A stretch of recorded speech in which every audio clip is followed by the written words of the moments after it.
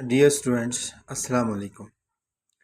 آج ہم federal board کے نئے سلیبس کے مطابق شامل نصاب حمد شاعر امیر مینائی کی لکھی ہوئی حمد کو پڑھیں گے اور مصنف کا مختصر سا تعارف کریں گے۔ امیر مینائی 1829 کو پیدا ہوئے اور 1900 میں فوت ہو گئے، دنیا سے تشریف لے گئے۔ امیر احمد مینائی نام تخلص امیر لکھنؤ میں پیدا ہوئے۔ والد کا نام کرم احمد مینائی لکھنوی تھا۔ عربی اور فارسی کی تعلیم فرنگ محل لکھنؤ میں حاصل کی۔ 1853 میں واجد علی شاہ سلطان اودک کی ملازمت اختیار کی اور 2 کتابیں ارشاد السلطان اور ہدایت السلطان تصنیف کر کے پیش کی۔ 3 سال بعد سلطان عہدہ ضبط ہو جانے سے بے روزگار ہو گئے۔ 1858 میں رامپور کی عدالت دیوانی کے مفتی مقرر ہوئے۔ فن شعر میں مظفر علی خان امیر کے شاگرد تھے۔ موزونی طبع اور علمی استعداد کی بدولت شعرگوئی میں کمال حاصل کر لیا۔ رامپور کی شاعرانہ صحبتوں میں اس فن کو مزید جلا بخشی۔ شاعری میں اعلیٰ استعداد رکھنے کے باعث نواب کلب علی خان والی رامپور نے انہیں اپنا استاد مقرر کیا۔ امیر کی تصانیف میں غزلوں کے 2 دیوان میرات الغیب اور صنم خانہ عشق مشہور ہیں۔ محمد خاتم النبیین صلی اللہ علیہ وسلم کے نام سے پورا دیوان نعتیہ ہے، جس سے ان کا جوش عقیدت نمایاں ہوتا ہے۔ امیر کے کلام میں رنگینی اور مرصع کاری نظر آتی ہے۔ اب آئیں عزیز طلبہ، حمد کو پڑھتے ہیں۔ حمد پڑھنے سے قبل آپ کو بتا دیں کہ اس حمد کی ہم درست تلفظ کے ساتھ لفظ بلفظ ادائیگی کریں گے اور نظم خوانی کے بعد ہم مختصر سا مفہوم اور مختصر سی تشریح کریں گے۔ اس کی مفصل تشریح اگلی ویڈیوز میں شعر بشعر ایک شعر کے ساتھ مفہوم اور تشریح کی جائے گی۔ آپ ہمارے ساتھ رہیے۔ ابھی ہم درست تلفظ کے ساتھ اس نظم کی نظم خوانی کرتے ہیں۔ دوسرا کون ہے جہاں تو ہے، دوسرا کون ہے جہاں تو ہے، کون جانے تجھے کہاں تو ہے، لاکھ پردوں میں تو ہے بے پردہ، 100 نشانوں پہ بے نشاں تو ہے، تو ہے خلوت میں تو ہے جلوت میں، کہیں پنہا کہیں عیاں تو ہے، نہ مقام نہ لامقام کچھ، جلوے فرما یہاں وہاں تو ہے، نہیں تیرے سوا یہاں کوئی، میزباں تو ہے مہماں تو ہے، رنگ تیرا یہ چمن میں بو تیری، خوب دیکھا تو باغ باں تو ہے، محرم راز تو بہت ہیں امیر، جس کو کہتے ہیں رازداں تو ہے۔ دوسرا کون ہے جہاں تو ہے، اس کا مطلب دوسرا کون ہے، یعنی اے باری تعالیٰ تیرے علاوہ کون ہے، جہاں تو ہے کون جانے تجھے کہاں تو ہے، کسی کو نہیں پتا کہ تو کہاں ہے، لاکھ پردوں میں یعنی بہت سارے پردوں کے پیچھے، تو ہے بے پردہ، نظر بھی نہیں آتے ہیں انسانی نظروں کو، اور بے پردہ بھی ہے، نظر آتے بھی ہیں۔ وہ کیسے، تھوڑی سی تشریح کے ساتھ اب بتا دیتے ہیں۔ 100 نشانوں پہ ہیں بے نشاں تو ہے، تو ہے خلوت میں، خلوت کہتے ہیں لوگوں کے ساتھ، تو ہے جلوت میں تو ہے خلوت میں، خلوت کہتے ہیں تنہائی میں، تنہائی میں زبان پھسل گئی، تو ہے خلوت میں، خلوت کہتے ہیں تنہائی کو، اور تو ہے جلوت میں، جلوت کہتے ہیں لوگوں میں، لوگوں کے ساتھ، کہیں پنہا کہیں عیاں تو ہے۔ پنہا کا مطلب ہوتا ہے پوشیدہ۔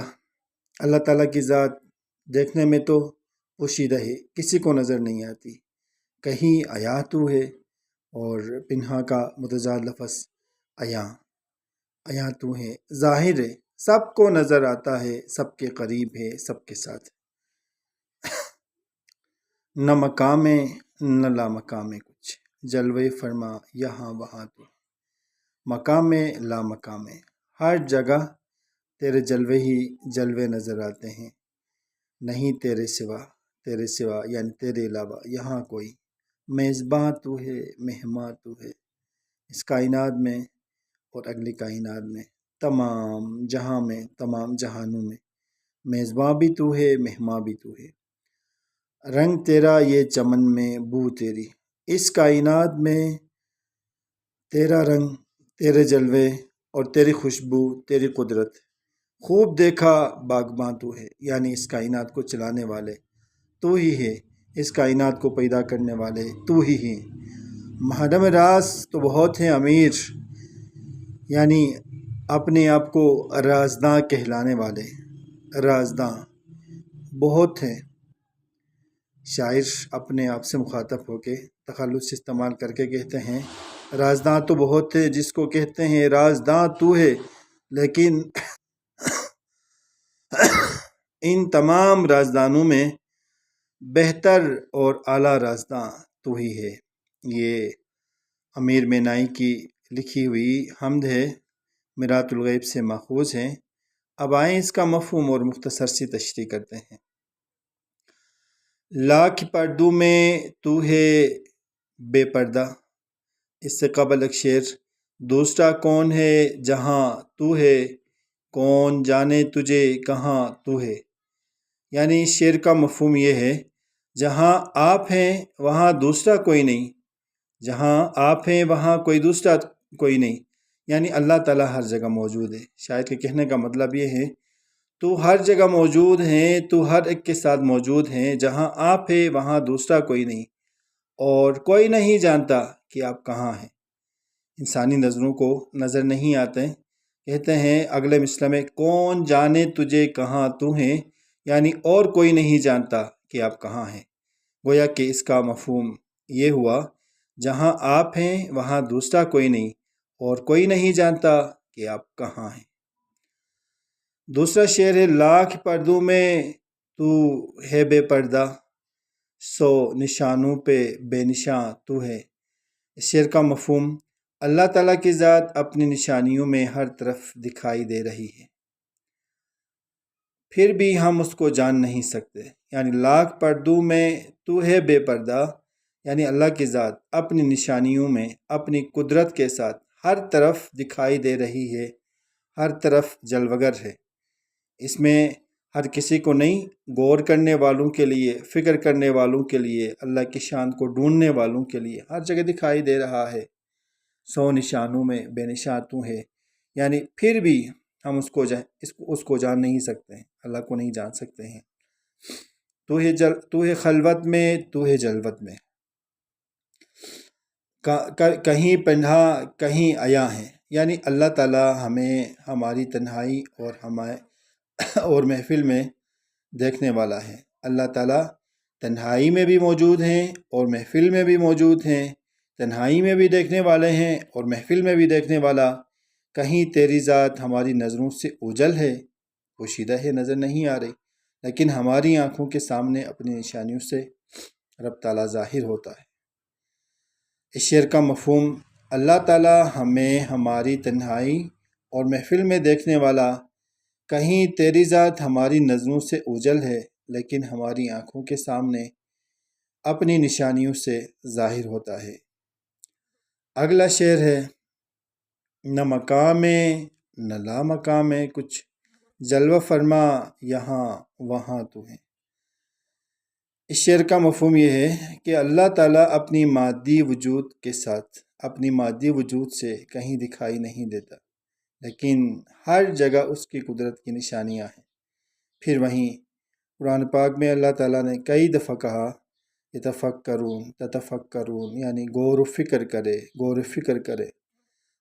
تو قدرت کی نشانیوں کو غور و فکر کرنے سے اللہ کی قدرت نظر آتی ہے۔ اللہ کی قدرت کی نشانیاں جگہ جگہ موجود ہیں، لیکن مادی وجود کے ساتھ کہیں دکھائی نہیں دیتا۔ اس کا مفہوم، شعر کا مطلب یہ، نہیں تیرے سوا یہاں کوئی میزباں تو ہے، مہماں تو ہے۔ اس شعر کا مطلب یہ ہے کہ تیری ذات باقی رہنے والی، نہ مقام ہے نہ لا مقام ہے، جلوے فرما ہے یہاں وہاں تو، تیری ذات باقی رہنے والی ہے، تو ہر شے پہ حکمران ہے، تو ہمیشہ سے ہے اور ہمیشہ رہے گا، باقی سب کچھ فانی ہے۔ اس کا مفہوم ہے شعر کا، نہ مقام ہے نہ لا مقام ہے کچھ، جلوے فرما یہاں وہاں تو ہے، یعنی تیری ذات باقی رہنے والی ہے۔ اللہ تعالیٰ کی ذات ازل سے ہے، ابد تک ہے، ہمیشہ سے ہمیشہ رہے گی۔ تیری ذات باقی رہنے والی ہے، تو ہر شے پر حکمرانی کرنے والا ہے، تو ہر شے پہ حکمران ہے، تو ہمیشہ سے ہے اور ہمیشہ رہے گا، باقی سب کچھ فانی۔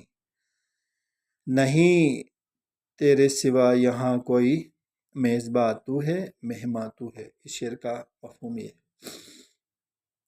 رنگ تیرا یہ چمن میں، بو تیری خوب دیکھا تو باغ باں تو ہے۔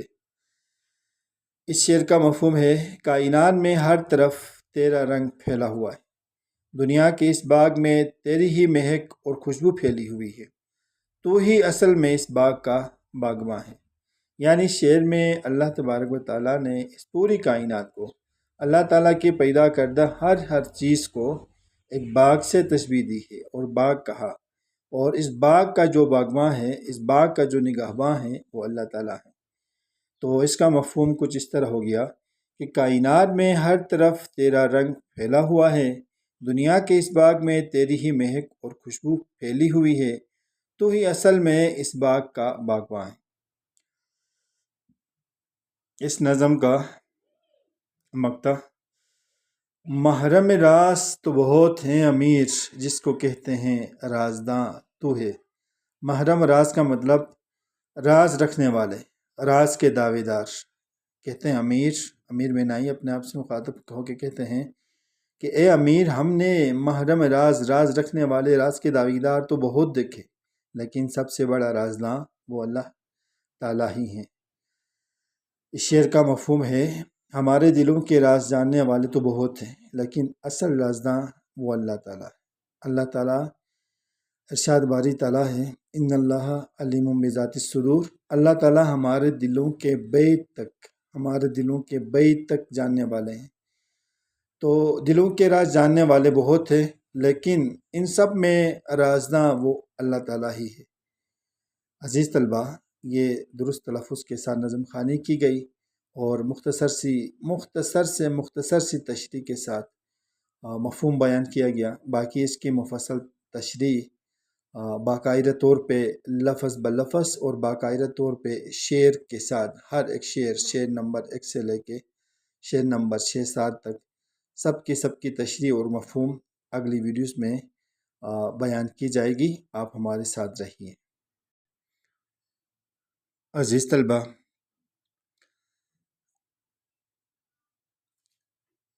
اس نظم کے سوالات میں سوال نمبر 7 کے بعد مصنف نے کچھ گرامر کی چیزیں بیان کی ہیں، ان میں لغوی، اصطلاحی، مجازی اور کنایتی معنی بیان کیے ہیں۔ آئیں تھوڑی سی تفصیل اس پہ بھی ڈالتے ہیں۔ اردو زبان میں متعدد ایسے الفاظ موجود ہیں جن کا استعمال معنی کے لحاظ سے مختلف پہلوؤں سے کیا جاتا ہے۔ اس استعمال میں لغوی، اصطلاحی، مجازی اور کنایاتی معنی بھی شامل ہیں۔ اب لغوی معنی کیا ہیں؟ تو لغوی معنی ایسی معنی کو کہتے ہیں جو کسی لفظ کے لیے کسی بھی زبان کی لغت میں درج کیے گئے ہوں۔ یہی معنی اس لفظ کے حقیقی اور اصل معنی ہوتے ہیں، جیسے شیر بے معنی ایک جاندار اور ایک جانور ہے، چاند بمانی آسمان پر چمکنے والا ایک سیارہ ہے۔ کسی لفظ کا ایسا استعمال جس میں حقیقی یا اصلی معنی کے بجائے کوئی اور معنی عام ہو جائے، اس کے لیے اہل زبان یا اہل ادب کسی لفظ کو تواتر کے ساتھ اور تسلسل کے ساتھ ایک مخصوص معنی میں استعمال کرتے رہتے ہیں تو وہ اس لفظ کے اصطلاحی معنی بن جاتے ہیں اور اصل معنی پس منظر میں چلے جاتے ہیں۔ مثال کے طور پر غزل کے لغوی معنی عورتوں سے باتیں کرنا، لیکن اصطلاح میں شاعری کی ایک مخصوص صنف سخن ہے۔ قصیدہ کا لغوی معنی کودا اور یا مغز کے ہیں، گودا جو کسی بھی فروٹ کا، کسی بھی پھل کا اندر کا جو حصہ ہوتا ہے وہ، مگر اصطلاحی زبان و ادب میں قصیدہ ایک ایسی نظم ہوتی ہے جس میں کسی کی سرکاری اہلکار، افسر، بادشاہ، وزیر، مشیر یا عہدیدار کی تعریف یا تنزیہ تعریف بیان کی جائے۔ کسی لفظ کے اصلی اور لغوی معنی کے بجائے ایسے معنی میں استعمال جس کا اصل یعنی لغوی معنی سے دور کا تعلق بھی ہو، جیسے ماں اپنے بچے کے لیے کہے کہ میرا چاند سو رہا ہے۔ اس مثال میں چاند خوبصورتی کی بنیاد پر مجازی معنی میں بیٹے کو کہا گیا ہے، یعنی اصلی معنی کے بجائے ایسے معنوں میں استعمال کیا گیا ہے جو وصف ایک ماں اپنے بچے میں دیکھتی ہے۔ اس مثال میں بچے اور چاند میں ایک تعلق ہے۔ وہ تعلق کیا ہے؟ تو وہ خوبصورتی کا تعلق ہے۔ کنایہ میں لفظ کو مرادی معنی میں استعمال کیا جاتا ہے، لیکن اس کے حقیقی اور مجازی معنی میں تشبیہ کے علاوہ کوئی تعلق کا ہونا ضرور ہوتا ہے۔ اس تعلق کی نزاکت کا دار و مدار اہل زبان پر ہوتا ہے۔